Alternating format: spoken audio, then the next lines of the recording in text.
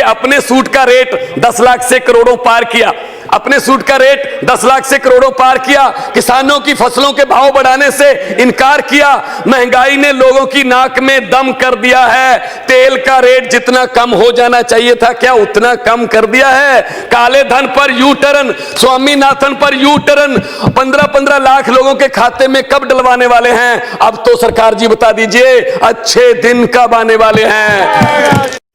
जनधन योजना में लोगों से 100-100 रुपए उधार ले लिया, किसानों की जमीनों को छीनने का भी अधिकार ले लिया। किसान तो खुदकुशियां कर रहे हैं, लोग इलाज के बिना मर रहे हैं, प्रधानमंत्री जी विदेशों की सैर कर रहे हैं। क्या मन की बात सिर्फ रेडियो पर ही बताने वाले हैं? चलो रेडियो पर ही बता दो अच्छे दिन कब आने वाले हैं। पंजाब को बर्बाद कर दिया नशे और कैंसर की बीमारी ने, महंगाई ने, गुंडागर्दी ने, गरीबी ने और बेरोजगारी ने। मुझे ये बता दीजिए कि अब कोई बेघर भी घर वापसी करेगा? आम आदमी कब तक धर्म के नाम पर मरेगा? हम तो ऐसे काले कानूनों के विरुद्ध ऐसे ही संसद में आवाज उठाने वाले हैं। हम उतनी देर कहीं नहीं जाने वाले हैं जितनी देर आप ये नहीं बताने वाले हैं कि अच्छे दिन कब आने वाले। बहुत बहुत धन्यवाद उपाध्यक्ष महोदय। पहली नजर में जमीन अधिग्रहण का ये जो अध्यादेश है वो पहली नजर में ही पूंजीपतियों को फायदा पहुंचाने वाला लग रहा है। अमीर और अमीर हो रहा है इस देश में, गरीब और गरीब हो रहा है। किसान मां का दर्जा देता है धरती को। गुरु नानक देव जी ने श्री गुरु ग्रंथ साहब में कहा है, पवन गुरु पानी पिता माता धरत महत। पानी को पिता का दर्जा, हवा को गुरु का दर्जा और धरती को मां का दर्जा दिया गया है। और मां की कोई कीमत नहीं होती और मां को छीनने का अधिकार भी किसी को नहीं देना चाहिए। तो किसान तो पहले ही खुदकुशियां कर रहे हैं, किसान तो पहले ही फसलों के भाव ना मिलने की वजह से कर्जई हो गए हैं, किडनियां बेच बेच अपनी बेटियों की शादियां कर रहे हैं। ऊपर से दोहरी मार है कि सरकार स्वामीनाथन की रिपोर्ट को भी लागू करने से मुकर गई है। अब फसलों के भाव भी नहीं मिल रहे और जमीन छीनने का अधिकार भी ले रहे हैं। किसी की सहमति 80% की सहमति, वो कहते हैं हम आपसे पूछेंगे नहीं, हम तो आपको बताएंगे कि आपकी जमीन हमने कब्जा कर लिया, उस पर उसको एक्वायर कर लिया गया है। तो अध्यक्ष महोदय, ये काला कानून है जो रस्से बैल के गले में घंटी घुंघरू बांधने के लिए बने थे, वो आज किसान के गले का फंदा बन चुके हैं।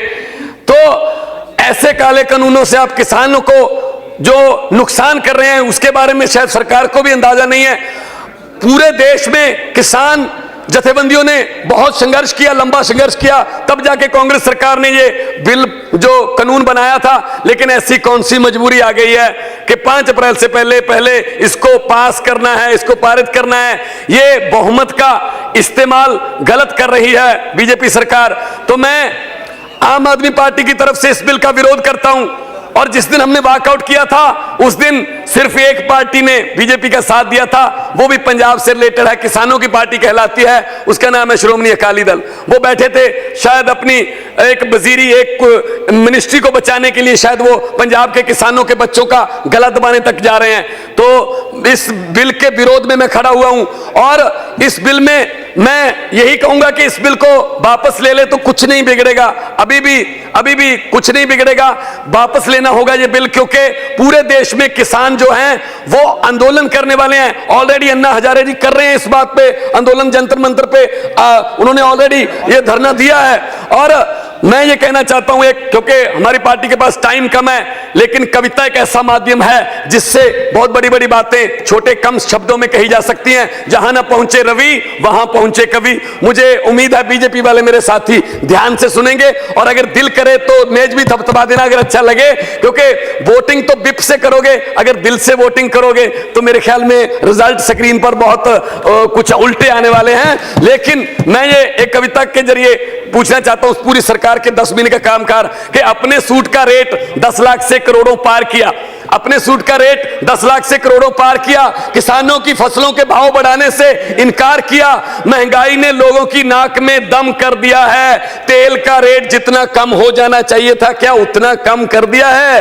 काले धन पर यू टर्न, स्वामीनाथन पर यू टर्न 15-15 लाख लोगों के खाते में कब डलवाने वाले हैं? अब तो सरकार जी बता दीजिए, अच्छे दिन कब आने वाले हैं? जनधन योजना में लोगों से 100-100 रुपए उधार ले लिया, किसानों की जमीनों को छीनने का भी अधिकार ले लिया। किसान तो खुदकुशियां कर रहे हैं, लोग इलाज के बिना मर रहे हैं, प्रधानमंत्री जी विदेशों की सैर कर रहे हैं। क्या मन की बात सिर्फ रेडियो पर ही बताने वाले हैं? चलो रेडियो पर ही बता दो, अच्छे दिन कब आने वाले हैं? पंजाब को बर्बाद कर दिया नशे और कैंसर की बीमारी ने, महंगाई ने, गुंडागर्दी ने, गरीबी ने और बेरोजगारी ने। मुझे ये बता दीजिए कि अब कोई बेघर भी घर वापसी करेगा? आम आदमी कब तक धर्म के नाम पर मरेगा? हम तो ऐसे काले कानूनों के विरुद्ध ऐसे ही संसद में आवाज उठाने वाले हैं। हम उतनी देर कहीं नहीं जाने वाले हैं जितनी देर आप ये नहीं बताने वाले हैं कि अच्छे दिन कब आने वाले हैं। बहुत बहुत मेहरबानी, बहुत बहुत शुक्रिया।